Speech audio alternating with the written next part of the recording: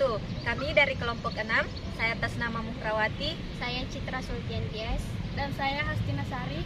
di sini kami akan membahas mengenai pendekatan terapi realitas. Nah, untuk lebih jelasnya, silakan disimak video berikut ini. Baik, langsung saja saya akan menjelaskan materi yang pertama, yaitu sejarah terapi realitas. Terapi realitas dikembangkan oleh William Glasser, seorang insinyur kimia sekaligus psikiater pada tahun 1950-an. Kehadiran terapi realitas di dunia konseling tidak lepas dari pandangan psikoanalisis, di mana Glasser berpendapat bahwa aliran Freud tentang anjuran harus diubah dengan landasan teori yang lebih jelas. Jadi, ketika masih menjalani tugas-tugas praktik di bidang psikiatri untuk mengakhiri pendidikannya sebagai dokter, ia menyadari bahwa psikoterapi tradisional, yakni psikoanalisis, ternyata tidak memuaskan dan bahkan mengecewakannya. Pada tahun 1956, Glasser bertindak sebagai konsultan psikiatri di Ventura School for Girls, sebuah lembaga yang dikelola oleh State of California sebagai tempat perawatan bagi remaja wanita yang mengalami gangguan serius. Step dasar terapi realitas. Menurut Gard Roy 1997, terapi realitas merupakan suatu bentuk hubungan pertolongan yang praktis, relatif sederhana, dan membentuk bantuan langsung kepada konseli yang dapat dilakukan oleh guru atau konselor di sekolah dalam rangka mengembangkan dan membina kepribadian atau kesehatan mental konseling secara sukses dengan cara memberi tanggung jawab kepada konseling yang bersangkutan. Adapun pandangan tentang sifat manusia, terapi realitas berlandaskan premis bahwa ada suatu kebutuhan psikologis tunggal yang hadir sepanjang hidup, yaitu kebutuhan akan identitas yang mencakup suatu kebutuhan untuk merasakan keunikan, keterpisahan, dan ketersendirian. Selanjutnya, ada 5 kebutuhan dasar dalam terapi realitas. Yang pertama yaitu cinta, belonging and love. Sebagai manusia, kita perlu cinta dan cintai. Kita perlu rasa memiliki dan dimiliki. Kita harus percaya bahwa kita diterima oleh orang lain apa adanya, dan kita penerimaan ini tanpa syarat. Dan yang kedua yaitu kekuasaan power, merupakan kebutuhan khusus manusia. Kebutuhan dan kekuasaan meliputi keinginan untuk berprestasi, merasa berharga, kesuksesan, dan mendapatkan pengakuan. Yang ketiga yaitu kesenangan, fun, merupakan kebutuhan untuk merasa senang, bahagia. Kebutuhan ini muncul sejak dini, kemudian terus berkembang hingga dewasa. Yang keempat yaitu kebebasan, freedom, kebutuhan untuk merasakan kebebasan atau kemerdekaan dan tidak bergabung pada orang lain, tidak bergantung pada orang lain, misalnya dalam membuat pilihan dan memutuskannya. Yang kelima yaitu kelangsungan hidup, survival, kebutuhan untuk bertahan hidup dan bereproduksi. Pada hakikatnya semua individu senantiasa memandang ke depan dan berusaha untuk selalu menjaga hidupnya dengan cara yang menyebabkan kelanggaraan, misal exercise dan makanan-makanan yang sehat. Mungkin hanya itu saja. Baik, di sini saya akan menjelaskan ciri-ciri terapi realitas. Sekurang-kurangnya ada 8 ciri yang menentukan terapi realitas. Yang pertama itu terapi realitas menolak konsep tentang penyakit mental. Ia berpendapat bahwa bentuk-bentuk gangguan tingkah laku yang spesifik adalah akibat dari ketidakpertanggungjawaban. Pendekatan ini tidak menangani dengan diagnosis psikologis. Ia mempersamakan gangguan mental dengan tingkah laku yang tidak bertanggung jawab dan mempersamakan kesehatan mental dengan tingkah laku yang bertanggung jawab. Yang kedua itu terapi realitas, berfokus pada tingkah laku sekarang alih-alih pada perasaan-perasaan dan sikap-sikap, meskipun tidak menganggap perasaan-perasaan dan sikap-sikap itu tidak penting. Terapi realitas tekanan kesadaran atas perilaku sekarang. Yang ketiga itu terapi realitas, berfokus pada saat sekarang, bukan kepada masa lampau. Karena masa lampau seseorang tidak tetap dan tidak dapat diubah, maka yang dapat diubah hanyalah saat sekarang dan masa yang akan datang. Yang keempat itu terapi realitas, menekankan pertimbangan nilai. Terapi realitas menempatkan pokok kepentingannya pada para klien dan menilai kualitas tingkah lakunya sendiri dalam menentukan apa yang membantu kegagalan yang dialaminya. Yang kelima itu terapi realitas tidak ada tekanan transferensi. Ia tidak melihat konsep tradisional tentang transferensi sebagai hal yang penting. Ia memandang transferensi sebagai suatu cara bagi terapis untuk tetap menampung sebagai pribadi. Terapi realitas ini mengimbau agar para terapis menempuh cara yang benar, yakni bahwa mereka menjadi diri sendiri, tidak memainkan peran sebagai ayah atau ibu klien. Yang keenam itu terapi realitas, menekankan aspek-aspek kesadaran, bukan aspek-aspek ketidaksadaran. Teori psikoanalitik yang menganggap bahwa pemahaman dan kesadaran atas proses ketidaksadaran sebagai suatu prasyarat bagi perubahan kepribadian, pengungkapan konflik-konflik tidak sadar melalui teknik-teknik seperti analisis transferensi, analisis mimpi, asosiasi bebas dan analisis resistensi. Yang ketujuh itu terapi realitas menghapus hukuman. Glasser mengingatkan bahwa pemberian hukuman guna mengubah tingkah laku kegagalan tidak efektif, dan bahwa hukuman untuk melaksanakan rencana-rencana mengakibatkan perkuatan identitas kegagalan pada klien atau konseli dan perusakan yang mencela, karena pernyataan-pernyataan semacam itu merupakan hubungan terapeutik. Yang kedelapan itu terapi realitas menekankan tanggung jawab yang oleh Glasser didefinisikan sebagai kemampuan untuk memenuhi kebutuhan sendiri dan melakukannya dengan cara tidak mengurangi kemampuan orang lain dalam memenuhi kebutuhan mereka. Belajar bertanggung jawab adalah proses seumur hidup. Selanjutnya yaitu tujuan terapi realitas. Secara luas, tujuan dari terapi realitas adalah pencapaian identitas keberhasilan. Bagaimana individu mampu mencapainya? Tentu saja ketika ia telah dapat memikul tanggung jawab, yaitu kemampuan untuk mencapai kepuasan terhadap kebutuhan dasarnya. Tujuan lain terapi realitas menurut Carl Roger adalah membantu individu mencapai otonomi yaitu kematangan emosional yang diperlukan individu untuk mengganti dukungan eksternal atau dari luar diri individu dengan dukungan internal, yaitu dari dalam diri individu sendiri.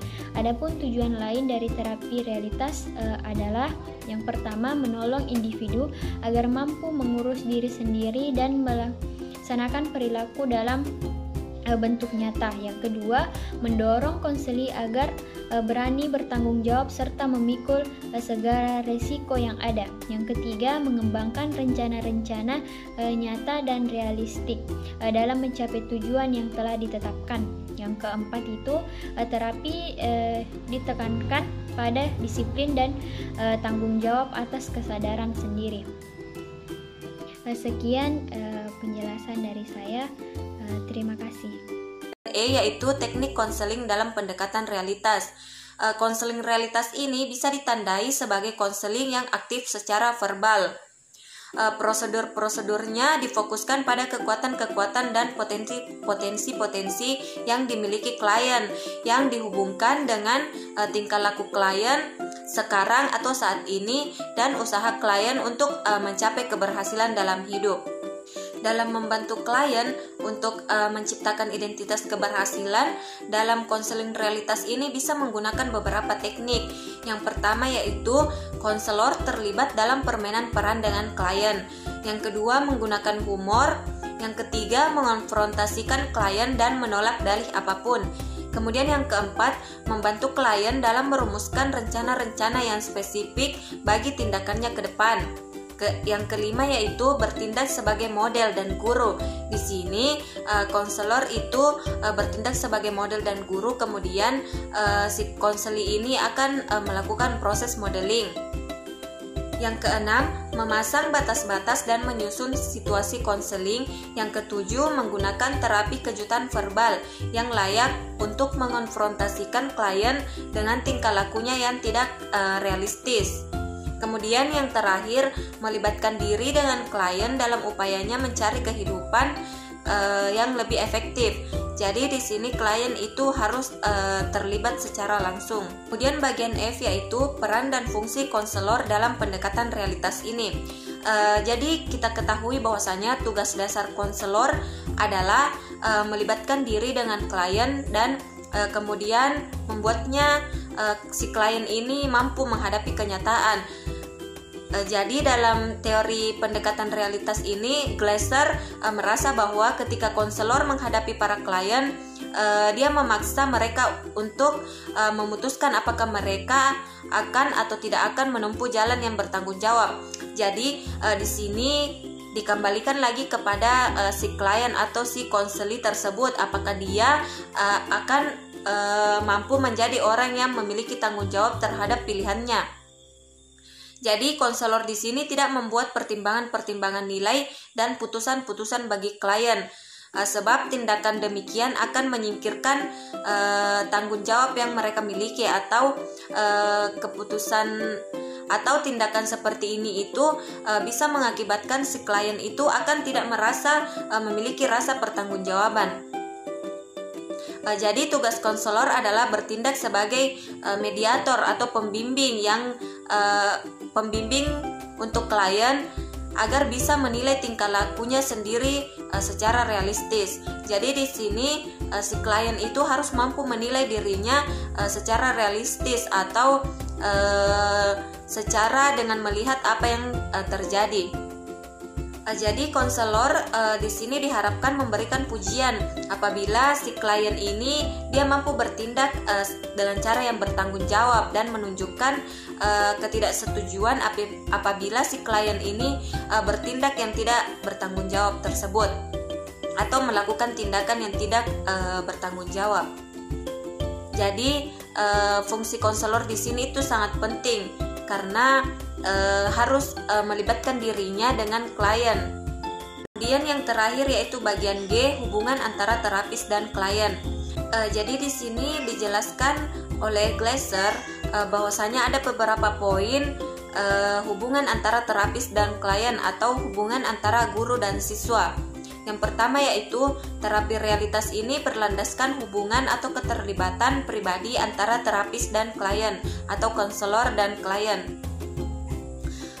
Terapis atau konselor dengan kehangatan, pengertian, penerimaan dan kepercayaannya atas kesanggupan klien untuk mengembangkan suatu identitas keberhasilan. Jadi si konselor di sini harus menaruh atau mampu berkomunikasi bagaimana agar si konselor ini menunjukkan rasa perhatian atau menunjukkan bahwa si konselor ini menaruh perhatian kepada klien. Kemudian poin yang kedua yaitu perencanaan. Jadi antara konselor dan klien, mereka itu harus membentuk rencana-rencana yang kemudian jika telah terbentuk maka harus dijalankan. Jadi yang ketiga yaitu komitmen. Komitmen ini adalah kunci utama terapi realitas. Jadi di sini si klien ini akan memutuskan rencana-rencananya sendiri. Segala keputusan itu dikembalikan kepada klien itu sendiri. Namun di sini terapis atau konselor itu membantu si klien ini bagaimana ia agar muncul rasa bertanggung jawab sehingga berkomitmen untuk melaksanakan rencana-rencana yang telah ia rumuskan dalam kehidupan sehari-harinya. Yang keempat yaitu terapi realitas tidak menerima dalih atau alasan. Jadi di sini itu si klien itu harus mampu bahwa dia harus mampu menjalankan apa yang sudah dia rencanakan. Tetapi kita bisa ketahui bahwasanya tidak semua komitmen klien itu dapat terlaksana. Ada rencana-rencana yang bisa saja gagal. Akan tetapi jika rencana-rencana itu gagal, terapis atau konselor ini dalam terapi realitas ini tidak menerima alasan. Jadi dalam pendekatan realitas ini, konselor itu tidak akan menerima alasan tentang kegagalan si klien, agar si klien ini mampu berusaha agar dia bisa bertanggung jawab terhadap rencana-rencana yang ia susun, agar dia berkomitmen terhadap hal tersebut. Jadi dalam pendekatan realitas ini, hubungan antara terapis atau konselor dengan klien ini sangatlah penting untuk bagaimana agar proses konseling dengan pendekatan realitas ini mampu berjalan dengan baik dan mampu membantu agar klien itu bisa menjadi pribadi yang bertanggung jawab dan berkomitmen atas segala keputusan yang telah ia pilih. Mungkin itu saja pemaparan materi dari saya.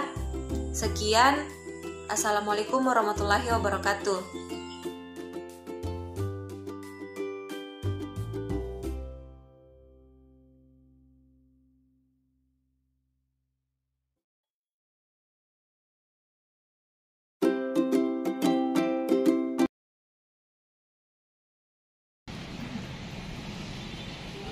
Permisi, Assalamualaikum. Waalaikumsalam. Ya dek, sini silakan duduk. Iya, Bu. Ya. Baik, jadi dek, perkenalkan nama saya Mukrawati, bisa dipanggil Kak Melati. Di sini saya sebagai konselor. Kalau adik sendiri namanya siapa? Nama saya Citra, Kak. Kalau saya Hastina Sari, biasa dipanggil Tina. Dek Citra dan Dek Tina ya. Kesini barengan atau sendiri-sendiri? Boncengan tadi. Gimana perjalanannya tadi, dek, lancar? Kurang lancar, Kak. Soalnya kan tadi macet, terus panas juga. Dek, sebelum kalian menceritakan permasalahannya kalian, kakak mau bertanya, kalian pernah melakukan proses konseling sebelumnya? Tidak, belum, Kak. Baik, jadi di sini saya akan menjelaskan ya.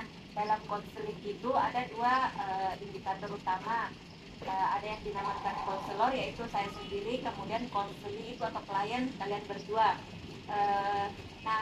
Perlu kalian ketahui bahwasannya proses konseling itu adalah di mana seorang konselor itu memberikan atau membantu si klien itu untuk bagaimana menyelesaikan masalahnya.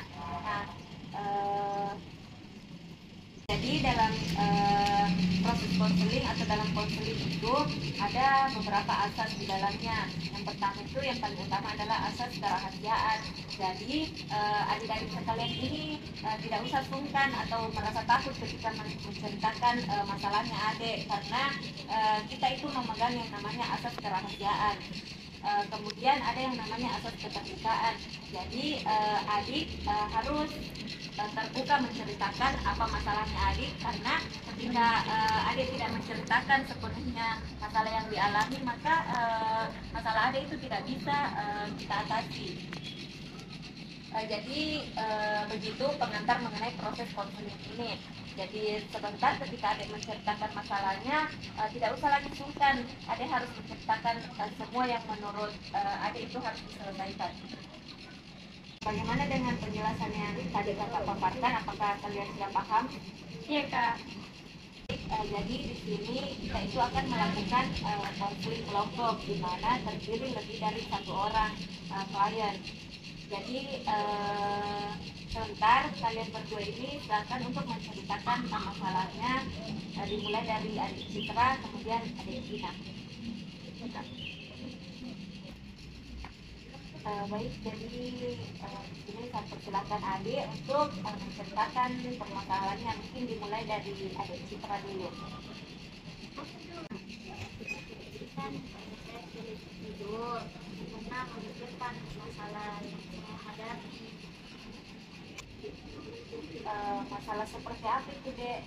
Sehingga mengakibatkan tidurnya adik pun terganggu. Saya kan sudah semester 5. Anak saya tuh pengen Ya, sepertinya ini masalahnya adik Citra urgent ya, karena mengakibatkan adik sulit itu. Mungkin bisa diceritakan lebih detailnya masalah apa sih yang kamu hadapi saat ini? Saya kan mahasiswa semester 5 jurusan matematika.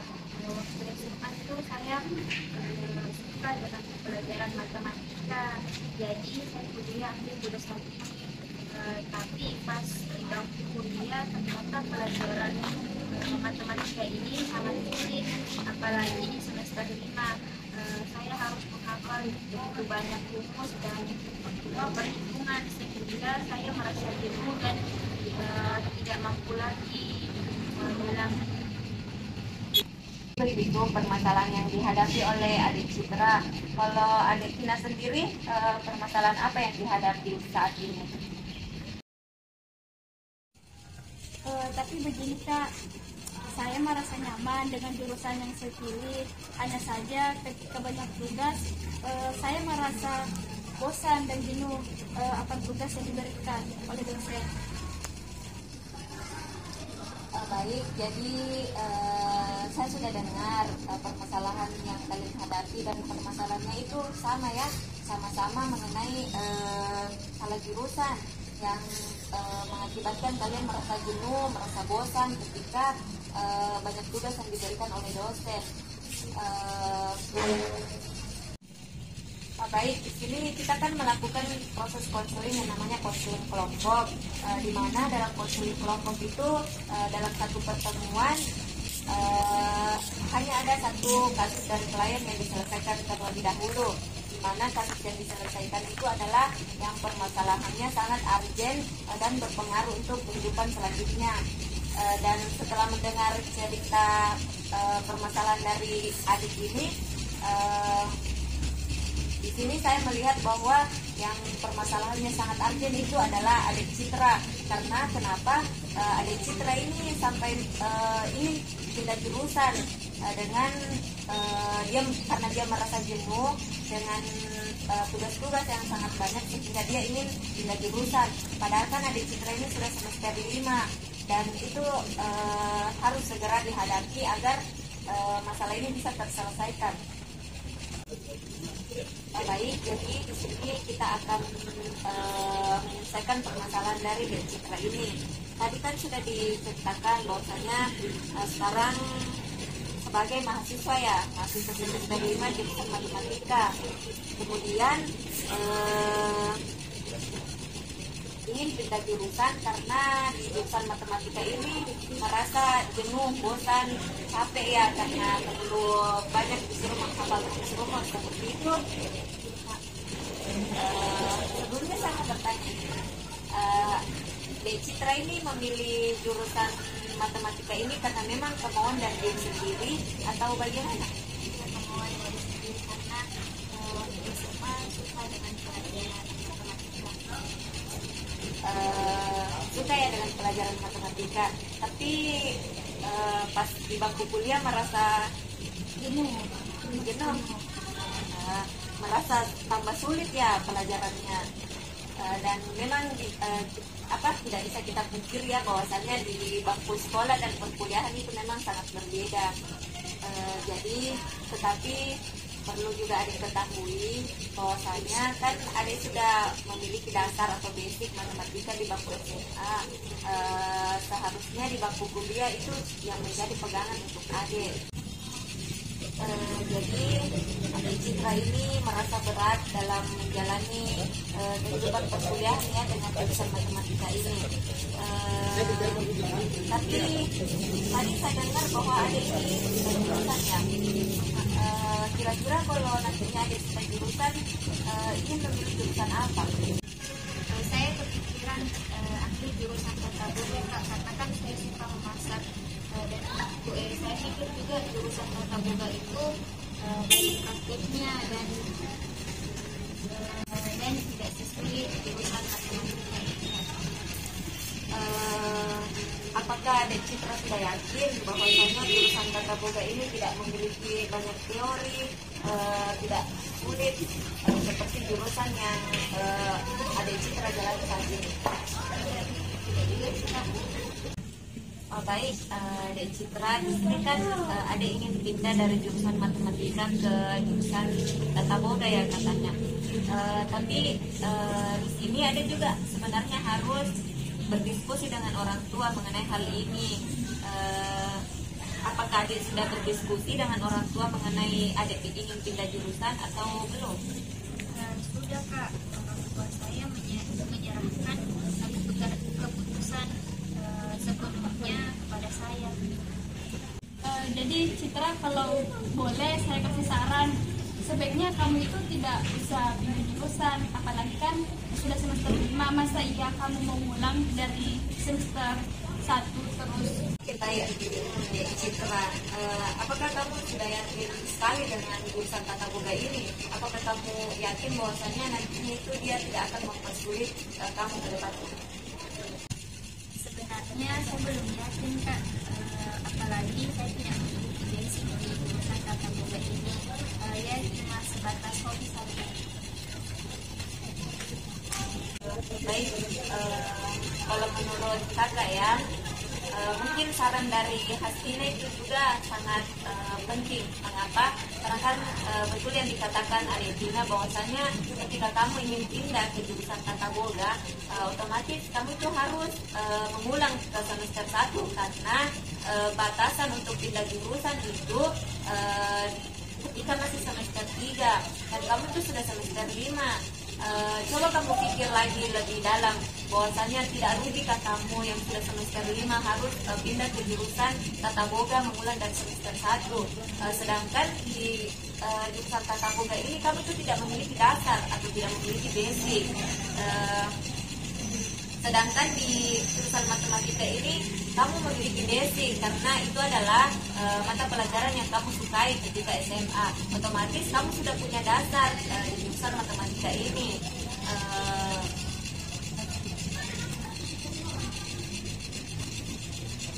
Jadi untuk adik Citra perlu kamu ketahui bahwasanya rasa jenuh, rasa bosan itu manusiawi. Apalagi kita ketahui bahwasanya di semester 5 itu pasti sudah banyak mata kuliah yang yaitu memang mata kuliah wajib di jurusan kamu ini, otomatis itu akan lebih sulit. Tapi ini kembali lagi kepada diri kamu, bagaimana caranya kamu mengatasi rasa bosan itu agar tidak ada pikiran kamu itu untuk pindah jurusan. Misalnya kamu sendiri dengan bermain game, membaca novel atau apa saja hal-hal yang kamu sukai. Misalnya pun nonton TikTok seperti itu.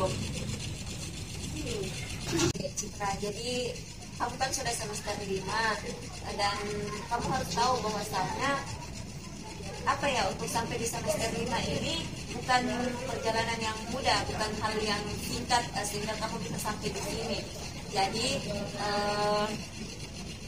kamu itu harus bertanggung jawab terhadap pilihan kamu sendiri.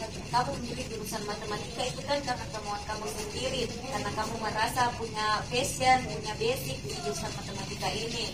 Dan untuk perasaan jenuh itu kamu harus bisa hadapi hal tersebut.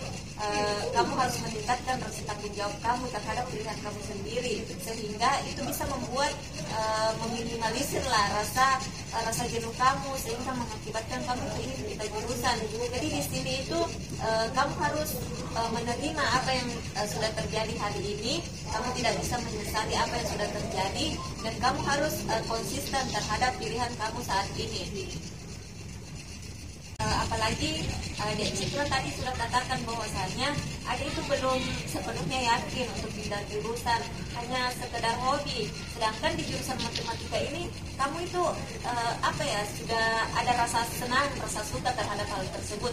Jadi jurusan matematika bagi kamu ini sudah bukan hal yang samar-samar lagi. Berbeda dengan tata boga yang kamu masih samar-samar, tidak tahu apa di dalamnya.